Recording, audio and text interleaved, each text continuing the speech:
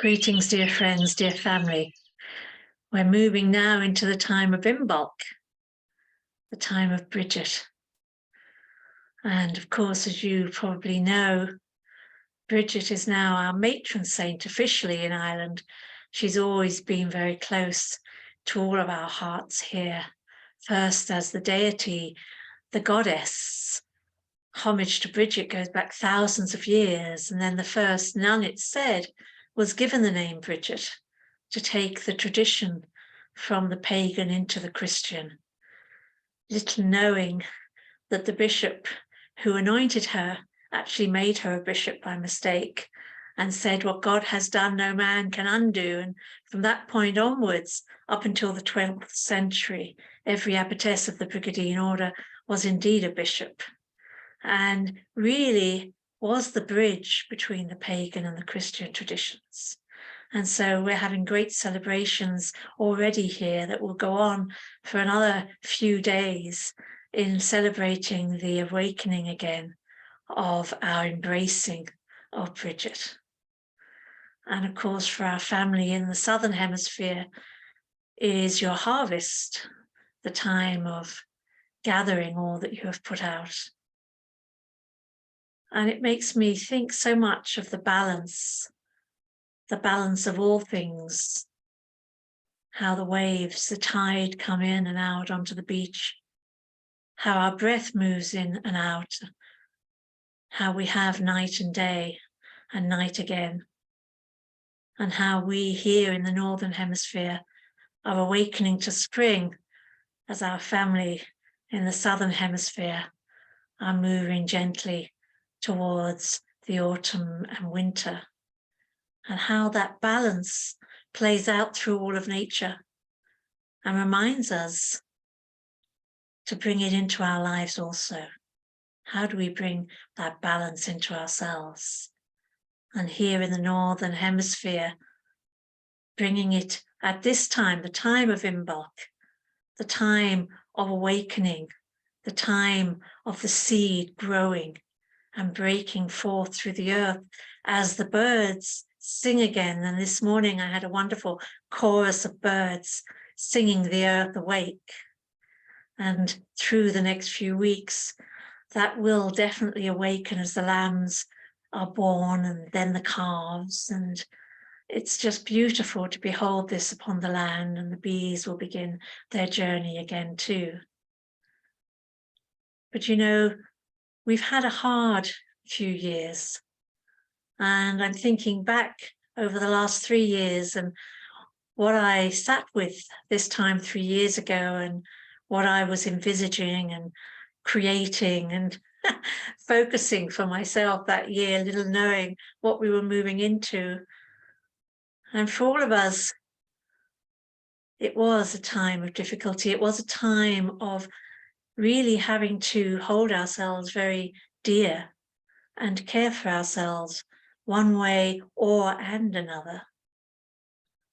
And it's really taught me not to put pressure on myself, not to have expectations, be they unconscious expectations, be they even slight expectations, but to put out what it is I'm looking to bring forth, the seeds that I'm looking to grow for this year, and to trust that my soul will assist me in creating, in attracting all that I need, and being kind to myself to know when to let go, when to recognize the things that I no longer need to carry, I no longer need to bring forth with me. Because everything I carry is reflected in what I attract to me. And sometimes we carry things without even realizing it. We might have worked through it, but instinctively we haven't let go. And so thinking of that balance, the tide and the breath, and being aware of that space within the breath, that space where we can feel into, do I still need this in my life? Does this support me? Does this feed me? Do I choose to participate in this? Because I really feel we are here not just for ourselves, we are here to work together. We are here to become interdependent. And so we have choices all the time.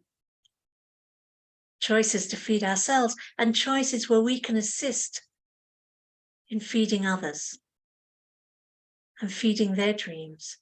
But it has to be a choice rather than something we feel placed upon us, a pressure, a determination that we actually didn't have participation in.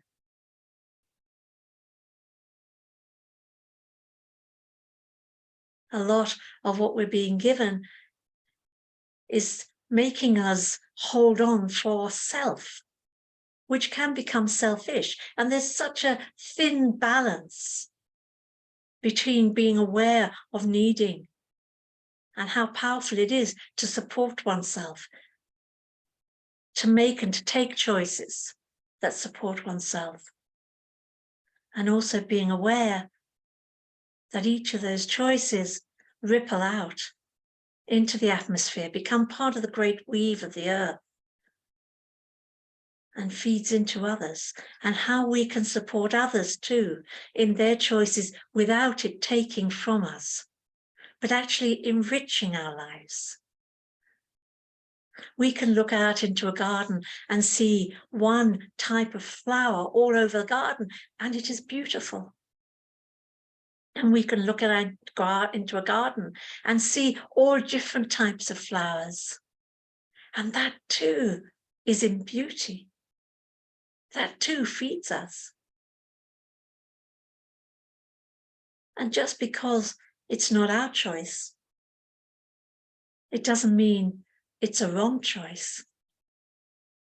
It's just not our choice, but it can be somebody else's. Things have become so polarized through these last few years on every level, politically, economically, religiously, and personally. Can we actually meet others and say, that's a good dream, that's not my dream, but it's a good dream for you. I can see, I can feel, I can sense, I can acknowledge that that is the dream that you are carrying to support you. Instead of saying, no, that's wrong. It's not my way, so it's wrong. There are so many paths. I remember Spirit saying, gosh, 30 years ago, the paths are many and the way is one. And so when we make choices and take choices for ourselves, we must also acknowledge that for others. And carrying ourselves into the year, I would ask you not to put pressure on yourselves, not to put too many demands and expectations. And the word that comes to me is adventure. And that word's been coming to me a lot personally. But for now, I feel it for all of us. Can we actually see life as an adventure? Can you step forward and say, yes, I want to attract adventure into my life. I want to step into things. I want to experience. The last 3 years has really pushed us into closing in. I see it as gathering ourselves beside the fire, taking care of ourselves. And hopefully through that, we've got to know ourselves better. Hopefully through that, we've become kinder to ourselves. We've learned how to care for ourselves without judging ourselves. Can we now step forward? Can we now dance with others? Can we now celebrate life one way and or another with others? Each time you smile at another person, you are feeding them light and life force. A smile opens the thymus gland, the high heart, which creates our T cells that fight disease. So each time you smile at someone, you are assisting them health-wise. Each time you smile at them, you are saying, I acknowledge you. I acknowledge you as another human being who is sharing this beautiful Mother Earth with me. We are being pressurized to be in this can't think of the word, but this box of self. How do I take care? What do I do? But we're not self in this world. We're self in spirit, but we share this world with other humans, with the animal realm, the plant kingdom. We cannot think of ourselves as separate. We are all interrelated and interdependent. Can we carry that out daily? Can we step out of our house, our flat, our room, and recognize that we are a part of everything that is around us? Can we connect and open our hearts to that? Can we step out of all the illusions that are being forced upon us and hear the beat of our own heart? Can we sit within the space between our breaths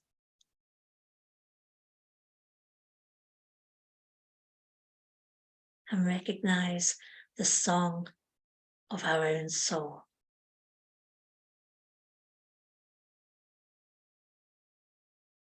The song of our soul, which is a harmonic of the frequency of pure light. Each one of us.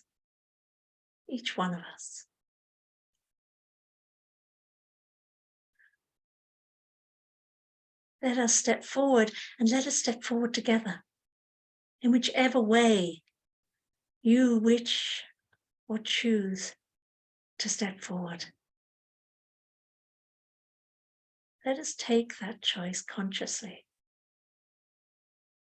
When you step out, you're stepping forward. Each day is an opportunity to be alive, to be awake, to drink and eat of life. Bridget, the triple goddess, the keeper of the hearth, the fire, which is also the nurt, the heart, the fire that moves into the flame, moving into that space of compassion. The midwife, the healer, midwifing ourselves and assisting others without taking or drawing from us, but being part of the community of humanity.